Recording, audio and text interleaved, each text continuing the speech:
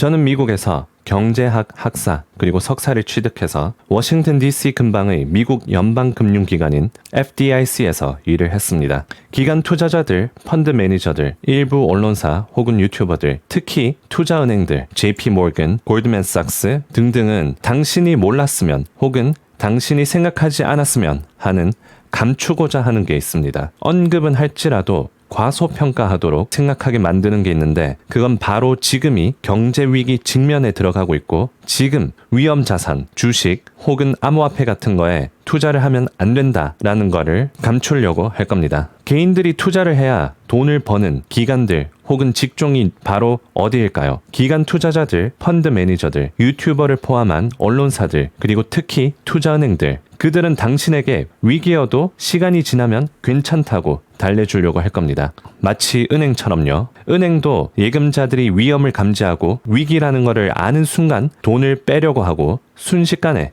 은행이 파산됩니다. 요즘은 인터넷이 발달돼서 많은 사람들이 정보를 더 빠르게, 더 효율적으로 얻죠. 그래서 이번에 미국에 있는 은행들도 소위 예전의 뱅크런 이렇게 줄을 서서 기다리면서 돈을 뺄 필요도 없이 그냥 휴대폰이나 인터넷으로 바로 돈을 빼서 역사상 전례 없는 속도로 은행의 파산이 있었죠. 실리콘밸리 은행. 그래서 기관 투자자들, 펀드 매니저들, 그리고 특히 투자은행들은 경기 침체이니 돈을 빼라고 절대 얘기를 안 합니다. 펀드가 나가면 자기네들 버는 게 줄어들고 정도가 심하면 시스템 자체가 무너집니다. 그리고 만약에 금융위기가 오면 정부가 나서서 경제 부양을 할 겁니다. 금융위기가 와서 시스템이 망가지면 모두가 손해이니까요.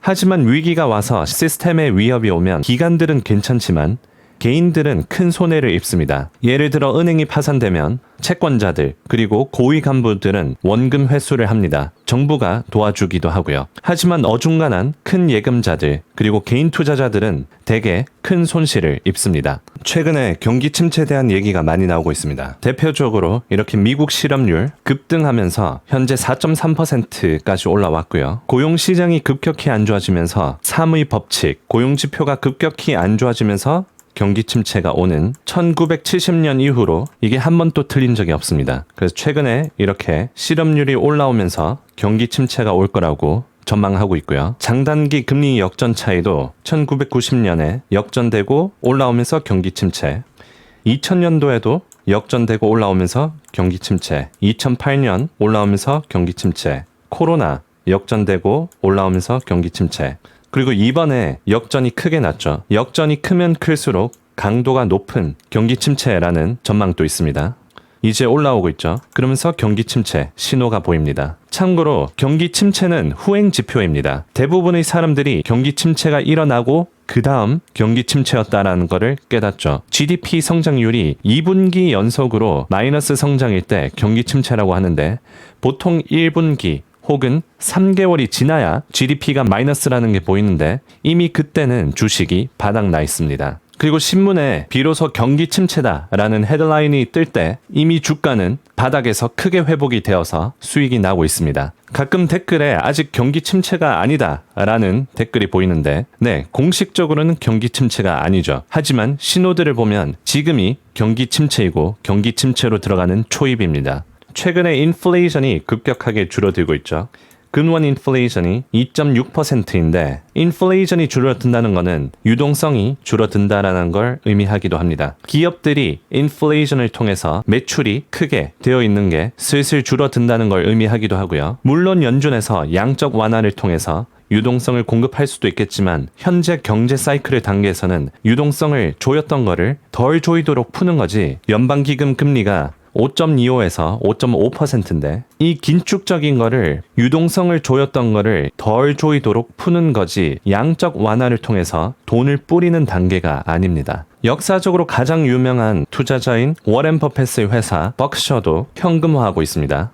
2분기에 애플 주식을 거의 절반 정도 매도했고요. 그래서 현금화하고 있습니다. 역사적으로 가장 많은 현금화를 해놨고요. 뱅크 오브 아메리카도 팔고 있고 애플도 매도를 하고 있습니다. 제가 조심스럽게 예상하는데 투자자들에게 유명한 하원의장 정치인이었던 낸시 펠로시도 주식을 매도했다라는 얘기가 곧 들릴 겁니다. 코로나 위기 때문에 2021년도에 재정정책 그리고 정책을 통해서 크게 경제를 부양해서 시장의 유동성이 돈이 엄청 많이 돌았습니다. 그때 나스닥이 크게 급등했는데 나스닥이 2021년 고점에서 40%까지 1년에 걸쳐서 주가가 떨어졌습니다. 속스 반도체 ETF는 경기 사이클에 더 예민하게 받아들여서 2021년 고점에서 50%까지 하락했습니다. 현재 AI로 굉장히 주가의 횡보가 좋았던 현재 시가총액 2위 마이크로소프트가 나스닥에 비해서 수익률이 더 높은 가격에서 거래가 되고 있습니다. 그래서 마이크로소프트가 나스닥에 비해 프리미엄이 많이 끼었다라는 거죠. 2021년에 정말 잘 나가던 돈나무 누나라고 불리던 캐티 우드 유명한 ETF인 ARK 인베스트가 Berkshire Hathaway보다 크게 수익을 거두고 있었는데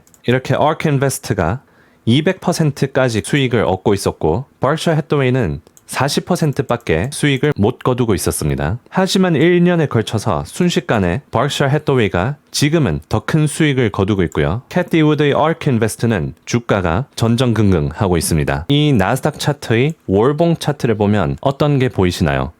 2021년 고점에서 급격하게 떨어졌습니다. 이번에도 고점을 찍고 꼬리를 달고 급격하게 떨어지고 있고요. 그리고 맥디를 보시면 이렇게 크로스 되면서 주가가 떨어집니다. 이번에도 갭이 점점 줄고 있죠. 그리고 조만간 이렇게 크로스가 돼서 떨어지는 추세가 보입니다. 그리고 RSI도 과매수까지 갔다가 이제 떨어지고 있고요. 물론 주가가 떨어지기만 하는 건 아닙니다. 이렇게 오를 때도 있고 떨어지고 오르고 하면서 떨어지는 거죠. 월스트리트저널 같은데 경기 침체다라고 얘기할 때 이미 주가는 올라가 있습니다. 그러면 어디에 투자를 해야 되나요? 안전자산을 찾아보시기 바랍니다. 경기 방어주들, 채권, 그리고 현금이 있습니다. 그래서 이 영상의 결론, 이 영상을 만든 이유는 투자를 하지 말라라는 이유가 아닙니다. 만약에 장기 투자 혹은 미국에 투자를 하기 위한 마인드로 이제 막 투자를 시작한 분이 아니라 한번 크게 벌어보기 위해서 혹은 남들이 다 투자를 하니까 투자를 해봐야지 라는 쉽게 돈을 벌기 위해서 이제 막 시작하신 분들은 잠깐 주식을 접어놓고 자기 개발이나 다른 쪽으로 투자를 하는 게 위험 자산이 아니라 안전 자산에 투자를 하는 게 더 나을 수 있습니다. 이런 2021년 같은 혹은